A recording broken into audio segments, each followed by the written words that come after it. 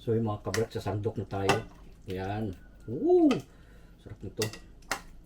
Gusto ko itong mga litid-litid eh. Ng shin beef eh. Sarap yan eh. Yung sa bata, lagyan natin ng tawag, lagyan natin sila ng laman. Ako, buusin natin itong pechay. Sarap to. Gusto ko itong gulay eh.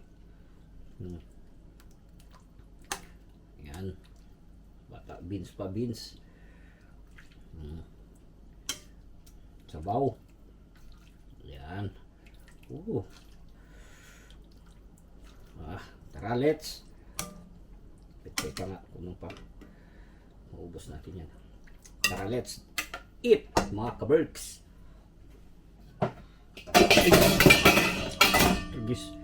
Kita nyo yun, tumipad pa, buhay pa yung takip. So, kumusta mga kaberks? Ngayon ay maglalaga tayo ng beef, shin beef yan.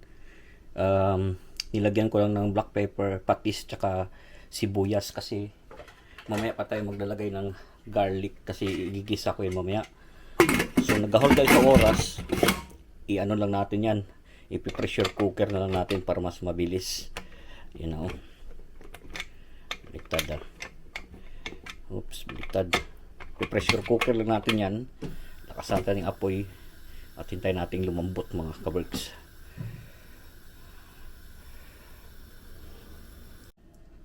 So yun nga mga kaberks, malambot na yung ating beef. Sobrang lambot na oh. Kasi ang ating yan pinag-scroll cooker. So igigisa na natin yan dito para mas malasa.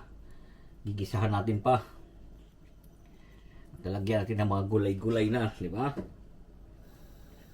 Ayan. Gigisa lang tayo ng sibuyas at luya. Ayan ang ating tawag dito, ang ating nilagang baka, shin beef. Gigisahin na natin ito mga kaberk.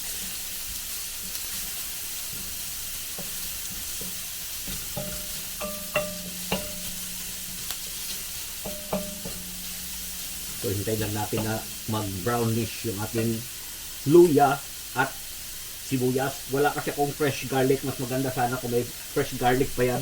Mas para mas malasa at masarap. Diba? Kaso lang, wala nga. So hintayin lang natin tong So yung mga kaberkson, nag-brown na. Lalagay na natin tong ating pinalambot na baka. Oh wow! Iyon oh! Wala po yung sibuyas dito, sayang. Ayan. At titikman natin ngayon mga kaberks. Titikman natin kung kung kulang ang patis. Dahil kumulo na ngayon sa mga kaberks at mainit na naman, ilalagay na natin yung ating mga gulay.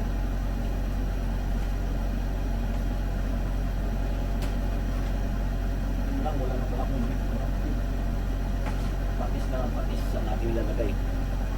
Lagyan lang ng ganito pang patis. Ayan. Tapos kunti pang black pepper. Ayun o. Tapos saka natin ilalagay ang mais. Lasal na natin. Yan. 4 na piraso lang kasi kami lang yung wife at kain yan. Basta mga bata ay meat. Meat na sila.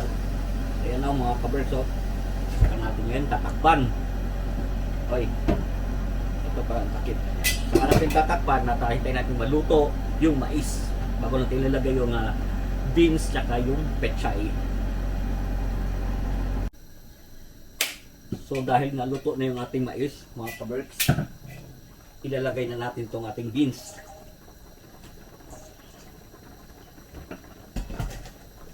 Sarap nito. Tikman natin na kung okay na yung patis.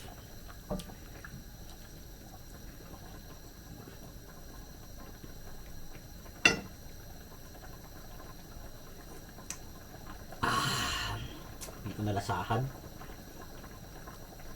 Tikman natin.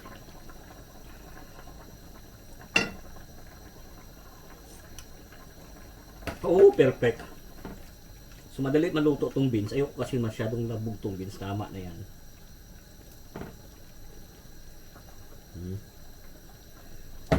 Lalagay na rin natin tong pechay.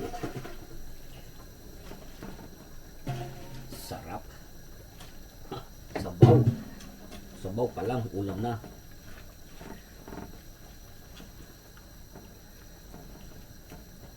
Yan mga kabreks, saka natin tatakpan.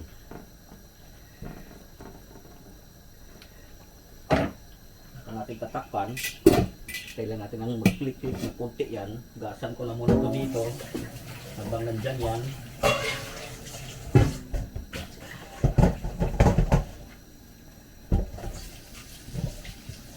Gasan lang muna natin ito. Ready na natin yung ating kanin. Yung natin to. May kanin na yun dyan sa microwave. Sure ball na to. Sure ball! Ayan o. Woo! Pati yung gulay. Ako masyadong labog kasi pati yung gulay. Tikman ulit natin. Kasi baka tumabang ba dahil may gulay na may ano dito, may dinagdagan natin ng gulay, baka tumabang. Sarap nito.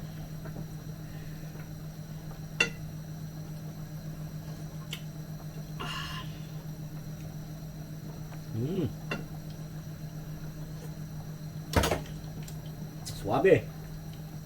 Mainit yung panahon pero nagsasabaw tayo. Nakakamis din ang sabaw kasi ng baka. So tama na yun mga kabrek, i-off ko na. Lagi yung sinasabi sa inyo, keep us all safe. God bless us all. Magandang buhay. Thank you for watching. Sabaw! Woo! Huwag masyadong lutuin yung mga kabrek. Huwag masyadong yung gulay kasi mas maluluto yan. Tatanggalin na natin yan. Ganun, para hindi mas masarap pero may crunchy ba. Kulit. Dahil dalawa lang nga kami ni Kuya Akoy dito mga kabrek. Dahil dalawa lang kami ni Kuya Akoy, dito na kumain sa sala. Nanonood ng Hobbit na natin na kaya panood. Sarap nito, no? Ito, litid, oh.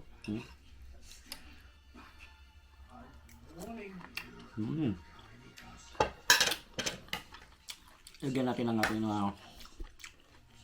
tato mga kabit. No? Ayan. Lagyan natin. Gulay. Yan yung akin gulay. Ayos na ako dyan, oh. Madilis one ako.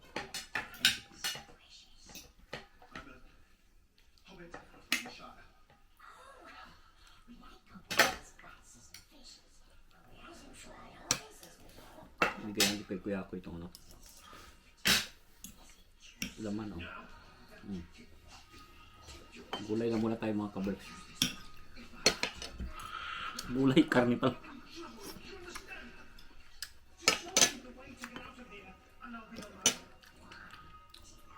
Sarap nito, no? Gulay.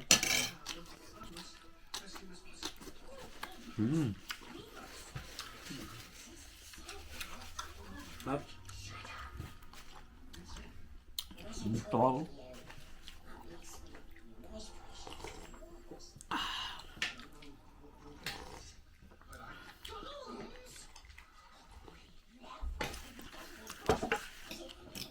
Tap ng higop natin, ah. Litid.